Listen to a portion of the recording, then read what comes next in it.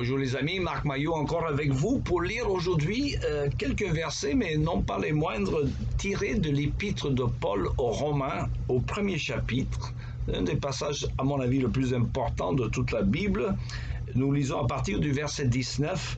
En effet, ce qu'on peut connaître de Dieu est clair pour eux, Dieu lui-même le leur ayant fait connaître. Car depuis la création du monde, les perfections invisibles de Dieu, sa puissance éternelle et sa divinité se voient dans ses œuvres quand on y réfléchit.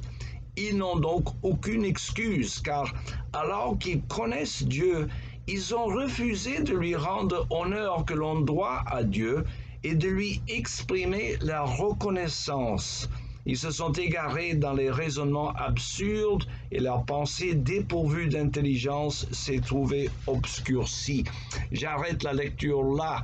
Je m'appuie sur la notion de reconnaissance pour des raisons bien évidentes que j'enregistre ce vidéo quelques 10 jours avant la fête américaine que l'on appelle en anglais Thanksgiving, fête de reconnaissance, l'une des plus vieilles, sinon la plus vieille tradition américaine. Et je pensais qu'il serait bien donc de vous donner une petite récapitulation historique de cette commémoration qui date de 1621. Alors souvenez-vous que les pèlerins britanniques sont arrivés sur le bateau Mayflower sur les côtes de Massachusetts à la fin de l'automne 1620. Ils étaient d'abord partis d'Angleterre pour aller s'installer aux Pays-Bas. Ça n'a pas trop marché pour eux. Ils avaient peur d'une mauvaise influence sur leurs enfants et donc ils sont de nouveau repartis de l'Angleterre. Ils avaient fait ce voyage dangereux au nom de la liberté religieuse à laquelle ils aspiraient. En fait, ils visaient plutôt la Virginie, qui est à 600 km au sud de Massachusetts, mais ils se sont retrouvés au nord où le climat était un peu plus rigoureux.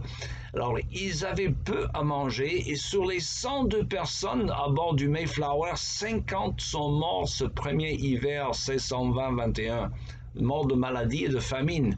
Ils enterraient leurs morts la nuit même pour cacher leurs pertes aux Indiens qui craignaient encore.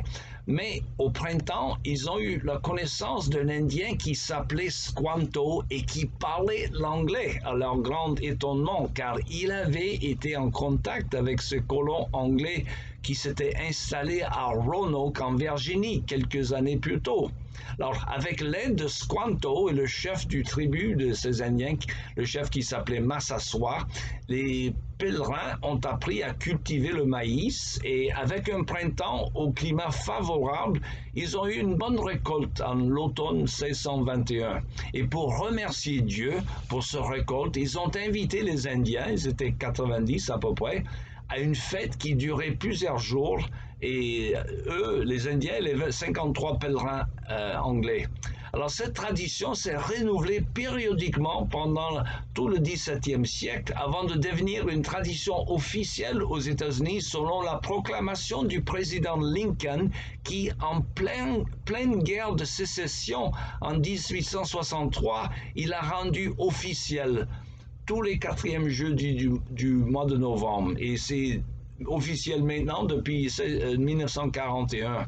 Et Lincoln, en plein milieu de la guerre de sécession, une guerre sanglante, il reconnaissait parce que les hommes avaient oublié Dieu, que le malheur et le jugement de Dieu étaient tombés sur le pays. Et je pense qu'il avait raison. Alors, au point de vue chrétien, cette tradition souligne l'importance du fait de rendre grâce à Dieu en toutes circonstances, car nous recevons tous de meilleures choses de la part de Dieu que nous ne méritons. Alors, d'après le texte que nous avons lu, dans le célèbre épître de Paul aux Romains, c'est ce manque de reconnaissance qui est à l'origine de la déchéance humaine, c'est-à-dire l'ingratitude de l'homme qui est le commencement de la déchéance dans laquelle notre société est en train de s'enfoncer, hélas. Il est bon donc pour chacun de nous, tous les jours et de façon spéciale, peut-être une fois par an, de faire une liste de choses pour lesquelles nous sommes reconnaissants et d'adresser nos louanges et prières de reconnaissance à celui qui est la source de toute bonne chose. Un chrétien qui n'est pas reconnaissant, à mon avis, ce n'est pas un chrétien. Il me reste qu'à vous souhaiter une bonne journée et à la prochaine.